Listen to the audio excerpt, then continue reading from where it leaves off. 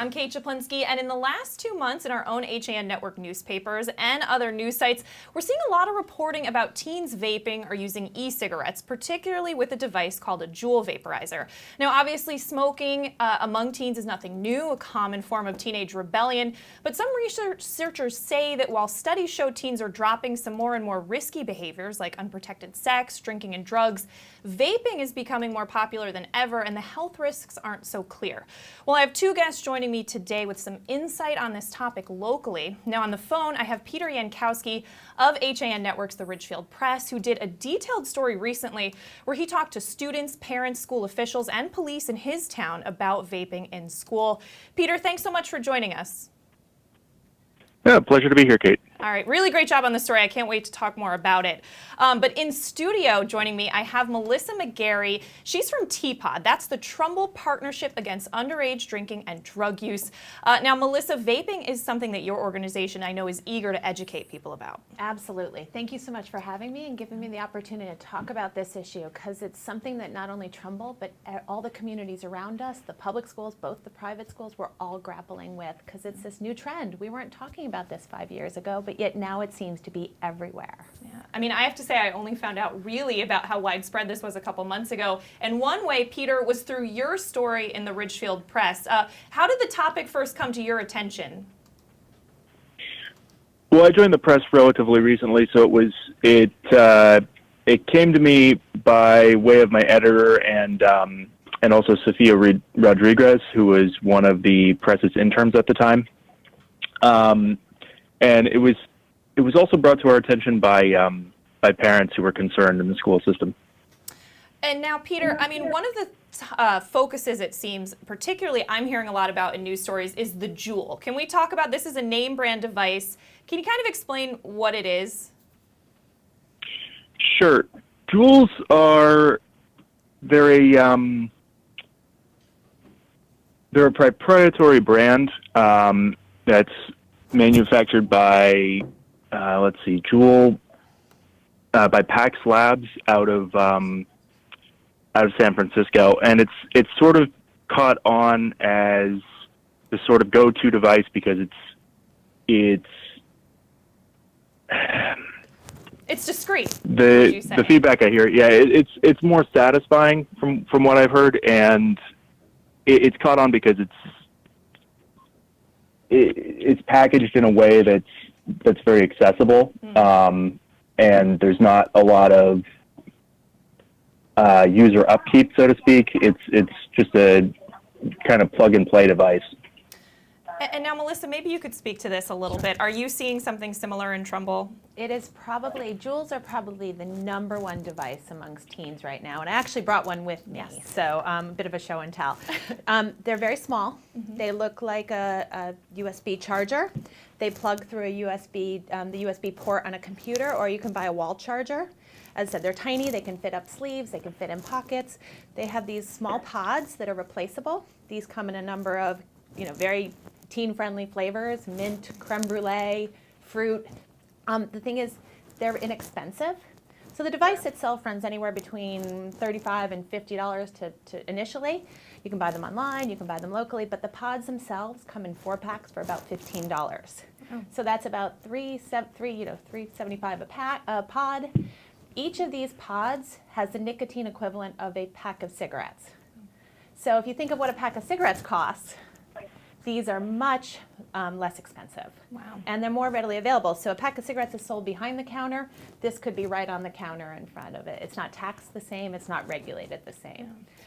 And I know you mentioned flavors, and Peter did as well in his story. Now, the CDC says that more than 9 of every 10 young adult e-cigarette users say they use e-cigarettes that are flavored, whether they taste like menthol, candy, fruit, chocolate, or other sweets. And more than 8 of every 10 youths ages 12 to 17 who use e-cigarettes say they use the flavored e-cigarettes. And I know we've seen, when you talked to Principal Stacy Gross of Ridgefield, Peter, she kind of talked about how she thinks some of the marketing is really targeting teenagers specifically. Yeah, I think it kind of goes back to that point of, the flavoring and the packaging. It doesn't really look like a combustible cigarette, and there's no, having looked at the packaging myself, there's nothing on it that says, the same way that smoking has these, big red labels of this is hazardous to your health and it can affect X and Y and Z and, in pregnant women and teens and et cetera. It doesn't really seem to have that. It looks, it really looks like the packaging for, say, an iPhone or a piece of technology. It doesn't look like a cigarette. It doesn't look like something that would necessarily be harmful to your health. And now let's talk about age of use. I know our Darien Times also did a story on this saying that it's kind of starting in middle school. And Peter, you found something similar in talking to some school officials. Is that right? Yeah, I've heard some that it's trickled down to the middle school level. My reporting more kind of featured around the high school. Right. But yes, I've definitely heard kind of rumors that it's gotten down to the middle school level. And Melissa, what about you? Are you seeing it in middle school students? We are seeing it in older middle school students and younger high school students. So I know in the fall, at least at Trumbull High School, we had an uptick in ninth graders who were found with these devices. And when you talk to students, talking about the marketing, many of these devices are marketed through social media. They're marketed through Instagram, Facebook, Snapchat, YouTube channels, things that our kids are accessing. So they are definitely the target audience. We are seeing it with younger kids. Many of them get it from older siblings. We've even seen families where the parents are smokers and vaping, and it's being, kind of an accepted family norm. Right. So we are seeing it, it is rising amongst younger students. And when we survey students, they tell us how accessible they are. Mm-hmm. Yeah, Peter, you talked to students. What did they have to say in Ridgefield about vaping in school? Basically that it's very common and that it's interesting because there's this sort of underground economy for it. Mm-hmm. There's sort of a, if you're a freshman, it'll cost you more. If you're a friend, it'll be sold for almost what it retails for. So that aspect of it I thought was very interesting. Yeah, and you were actually able to talk to some of those students about it anonymously thanks to some help from your high school intern, I know. Is that right? Mm-hmm. That's correct. Right. Now, just kind of interesting, speaking of another town kind of dealing with this, but I know Reading School Superintendent Dr. Thomas McMorran at a Region 9 Board of Education meeting recently saying, this is a strategic return of marketing nicotine to our kids, the same as 25 years ago. They even heard that some students don't even want to go in the bathrooms at Joe Barlow High School because there's so much vaping going on. So just kind of an interesting story from another of our towns. Melissa, is it similar in Trumbull, or? It is. It's so discreet. Yeah. And it's so prevalent. And now what I'm concerned about, because I'm a substance abuse prevention professional, is we've got a generation of kids developing nicotine addictions. And we know that nicotine is one of the most addictive substances on this planet. So the fact that it's more than a disciplinary problem, it's a public health problem, and the fact that we have kids who can't make it 8 hours because they're like the smokers in the 50s, they're the guinea pigs, but they're developing these addictions, and we have to figure out how to intervene and maybe help them break the habit rather than looking at it as purely as a disciplinary problem. Yeah, I mean, it's interesting because a few years ago, kind of when vaping got popular, we saw it as a way for smokers to kind of cut back or quit without thinking that, oh, this is introducing a whole other generation to just a different way of smoking nicotine. We talk about it as maybe an off-ramp for adults, but for our youth, it's an on-ramp. And there's no data that substantiates that they're effective at smoking cessation. No one's proven that they actually work. Sure, they probably are a lot healthier than maybe healthier than combustible cigarettes, but we don't know that either. There's no longitudinal data. There's no quality control. The FDA is not actively regulating these products, and yet our kids are using them at kind of at such an alarming rate that we do have to wonder, what is this going to look like for our communities down the line? And I know, Peter, in your story, you talked a little bit about the unknowns health-wise. A study published in the New England Journal of Medicine 2 years ago claimed that e-cigarette liquids might release formaldehyde into the user's lungs as the liquid is vaporized, but still a lot of unknowns, which you do talk about in your story. Now, Peter, another kind of part of this, and I've talked about it with Melissa as well, is marijuana oil. Being involved in some of these. Some of the confiscations at school have led to disciplinary action because there was cannabis oil found in some of these vaporizers. And are you working on a different story kind of surrounding that as well? Yeah, that's sort of a follow-up. It's sort of the big question that kind of comes out of this is that the next most common way for people to to vape marijuana, sort of without being noticed. I think what's interesting about that is the people I've talked to in my town have mostly been older. So it seems like that's attracted a little bit of an older crowd. The Juul is popular because it's sort of plug and play. As I mentioned, you can just take the nicotine pod and stick it in. With the cannabis oil, that involves a little bit more. You have to refill the device with oil yourself, which can be messy.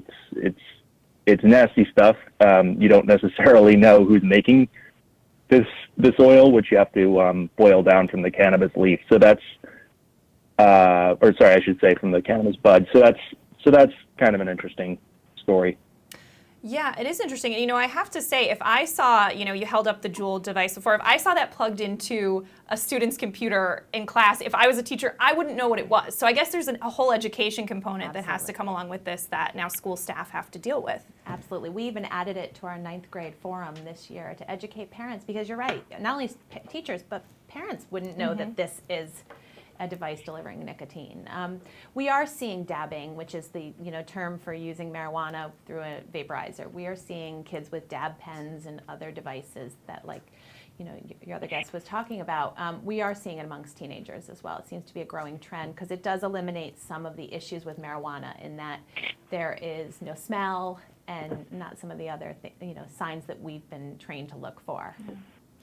All right. Well, Peter, we are going to step out for a break, and we're going to let you go. But I just want to say people should definitely check out your story at theridgefieldpress.com. A lot of information on there, and we're going to look forward to kind of your follow-up to that. So thank you so much. Thank you for having me. All right. Thanks so much, Peter. We're going to step out for a break here on CT Pulse. We'll be back with more after this. If you've ever thought about owning a motor coach or learning about what it's like to travel the open road in superior style and comfort, then contact Dave's RV Center in Danbury, Connecticut. Offering the best quality Class A motorhomes from Newmar, travel trailers and fifth wheel lines from Surveyor, and a toy hauler line from Work and Play. Choose from Newmar's Gas Line, Baystar and Canyon Star, or from Newmar's Diesel Line, Ventana and Dutch Star. And with unparalleled service and maintenance, Dave's RV is committed to keeping you and your motor coach safely on the road and enjoying it to the fullest. Stop by their showroom, 2 Industrial Plaza Road, Danbury, Connecticut, or call 877-483-3866. Had a sports injury or slip and fall that needs immediate care? Coastal Orthopedics Walk-In Urgent Care gives you direct access to orthopedic specialists fast without an appointment. Biking, golf, tennis, soccer, whatever the sports injury is, sprain or fracture, Coastal Orthopedics Walk-In Urgent Care can help. Open 7 days a week now at 3 locations. The iPark Building at 761 Main Avenue, Norwalk, 36 Old Kings Highway South in Darien, or in the Westport Medical Center at 323 Riverside Avenue, Westport. Go to coastalorthoct.com. Like them on Facebook. At Galt, we always put you first. As your full-service home heating partner, we provide expert delivery, installation, and maintenance for all your heating needs with knowledgeable, friendly professionals that give you peace of mind 24/7. Galt Family Companies, you first since 1863.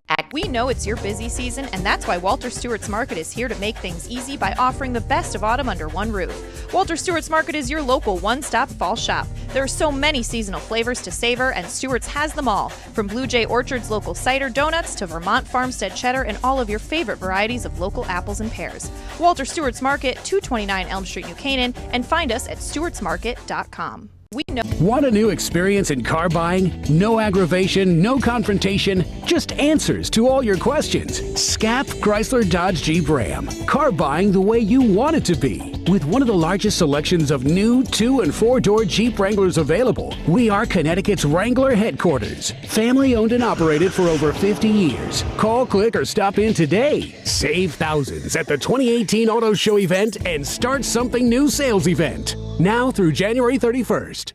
Welcome back to CT Pulse on the HAN Network. I'm Kate Chaplinsky, and we're talking about vaping today among high school students. And I'm joined by Melissa McGarry of T-Pod in Trumbull to kind of get more information about this. And I do want to say also as well that we were talking about Ridgefield High School in the previous segment, and I know that Ridgefield High School is now having its health classes. The students make PSAs regarding some of the health issues around vaping. So we'll probably throw some of those up while we're talking. But Melissa, let's talk a little bit more about some of the health issues surrounding this and the unknowns. And I think that is the biggest concern, is we really do not know what's going to what the health outcomes of this device is. These devices are, as I mentioned, there's very little quality control. The FDA was scheduled to start regulating them, but has pushed back for I think 4 years. the start of really actively regulating them. Many of them are made abroad, most of them in China. There's no real quality control. You don't know what you're getting. Even some of the devices that are labeled nicotine-free have been tested to show that they contain traces of nicotine. So there's no one really checking to see what's out there. The fact that they're called, adults call them e-cigarettes, kids call them vapes, because vape sounds really innocent and benign, doesn't it? And kids will say to you, well, it can't be, it's just vapor. It's just air and water, but there are thousands of chemicals in these things, and when we're ingesting them into our lungs, some of the data shows that it leaves a residue in your lungs and that you are getting things like formaldehyde and cancer-causing chemicals, but we just don't know. It's like being smokers in the 50s. Like we have no longitudinal data. So to think that this is some benign replacement for a bad behavior is, I think, a bit naive. Yeah, and I mean, you mentioned kind of some of these being made overseas. I know Joe Barlow High School's head of school mentioned that recently at a meeting, saying the vials they've discovered have come from overseas, and students don't even know what they're putting into their bodies. And now these devices, some of these devices, not the Juul specifically, but some of these other devices can be adapted to ingest other drugs, whether it's marijuana, but then there's also reports that you can use them to ingest fentanyl or other drugs. So you can't tell when someone hands you a device what you're getting. Even the cannabis oil that we talk about, it's about 90% pure. Well, a typical marijuana cigarette would be about 17% pure. So you're getting so much more of the active chemical. So we worry about teenagers' bodies and brains and how it may impact their long-term health. And you held up before one of the things confiscated from students. What's the other one? It looks like This is very similar. It's called a fix, and that seems to be another one that's trending amongst teenagers. They, the small, discreet, stick it up your sleeve, stick it in your pocket. No one's gonna know. No one's really gonna notice. You put it in your hoodie. So these are the ones you're more likely to see in classroom settings, or in school settings, or in home settings. We've also confiscated a few that look like this. They're bigger. They're refillable. They have tanks.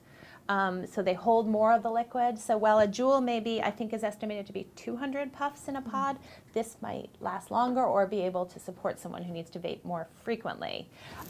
We've seen these in students who maybe were smokers and are who's maybe innocently think that this is going to help them quit, but they're taking them to school where they're, if you're under 18, you're not supposed to be in possession of one of these devices, and no matter how old you are, they're not allowed in school.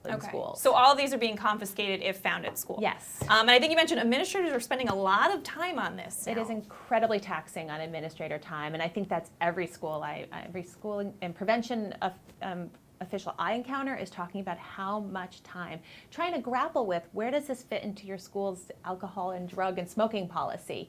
What are the solutions and how do we help kids? Because I think that has to be the focus, is not just, as I mentioned earlier, not treat this just as a disciplinary infraction, but to look at how can we help kids break the habits on these devices? Yeah, and so we've talked about how much the schools are trying to address it and things that they're trying to do, but what can parents do? I mean, do you find that parents even know what these things are? Some do, Some do. Most don't. And I think that we're trying to raise awareness. We did some direct mailing out to parents. We've included it in our educational forums. We're talking to health classes.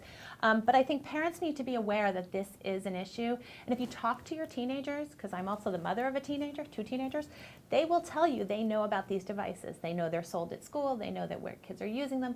But I think parents can be aware that, where's their children's money going? Are they suddenly spending money you didn't know? Or if they have a credit card, are there packages that are coming to the house? Does your child's room, which is normally really messy, suddenly smell like graham crackers or fruit medley? I mean, I've had parents actually say to me, I didn't know that once I heard about these things, I realized that smell of marshmallow was strange. It's not an air freshener or right, exactly. So you have to, and you just have to be aware. You look in their cars if they're driving. You have to be vigilant because there is a long-term health impact, and nicotine is dangerous for our kids. Now I have to ask, how easy is it to order these online? I did visit the Juul website yesterday. It asked if I was 21. I just said yes. Obviously, I didn't order anything, so I don't know what else happens beyond that point. Juul itself claims to be very vigilant. Like their website says, we will check you against databases and so on and so forth. But realize you can buy them in any number of retail outlets. They are resold on other websites that may not be and at vigilant. School by some young at school, entrepreneurs. There is a black market. A very entrepreneurial group of students have created a black market. I also think at 18, probably most of these kids can find an 18-year-old who could buy them and then resell them, as Peter was talking about. So they are, when you ask kids, they are very accessible. If they want them, they can get them. And now you are a Trumbull-based organization, but you have a lot of just good information in general. So where can people kind of find out more? We have our own website, which is tpod.org, and I'd urge anyone to follow that. Most of the communities around us have prevention coalitions who are working on this. So if you are interested or passionate about this subject, get involved in your local coalitions. We're always looking for parents and community members to get involved. So they all have their own websites and Facebook pages. So I would urge parents and community members to reach out and with any questions, any concerns, any new data, because I'm sure there's going to be a new device in 6 months. It's hard to keep up. It is. Yeah. It is. It's a moving target. Yeah. All right. Well, Melissa McGarry of TPOD, thank you so much. So much great information as always. We really enjoy having you on. Thank you so much for having me. All right. We're going to take a quick break. We'll be back with more CT Pulse after this. Voted Best Gourmet to Go in Fairfield County, Palmer's extensive menu offers everything you'll need to make your next event easy and delicious. Whether you're hosting a small get-together or planning a large celebration, they've got you covered breakfast through dessert. Order online at palmersdarien.com or call 203-655-2077. Yeah, Dad. Kyle, I need you to update the financial statements. I took care of that yesterday, Dad. Mac, I need you to get those deals approved. They're all done, Mr. Miller. Jeff, I need you to order lunch for the meeting. They can't do a thing without me. Right now, lease a 2017 Sentra S for only $97 a month. I'm never going to retire. UK Gourmet is the largest specialty grocer in the area, featuring food from England, Ireland, Scotland, and Wales. Over 80 teas to choose from and a brilliant assortment of biscuits to go with them. Over 70 cheeses from grass-fed cows, which makes a smashing difference in taste. The creamiest chocolate you'll ever taste using no artificial colors or preservatives. So say hooray for UK Gourmet, 78 Stony Hill Road in Bethel, or visit ukgourmet.us. Dr. Stephen Molinaro and Peter Healy of Family Practice Dentistry and Laser Dental Care have served Ridgefield for over 22 years. Experienced staff offer gentle drillless techniques, preventative care, and cosmetic procedures in a relaxed environment. Grateful for the community's trust and support through the years, new patients and their families are welcome. Call today.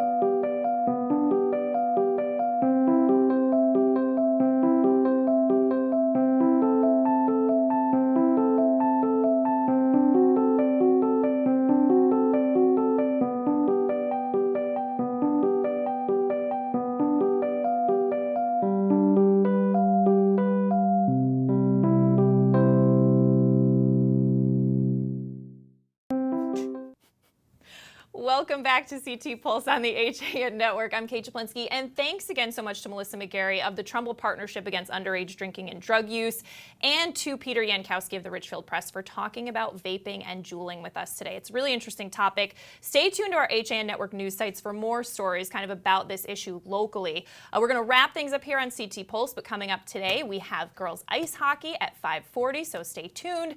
We will see you next week for CT Pulse. Have a great day.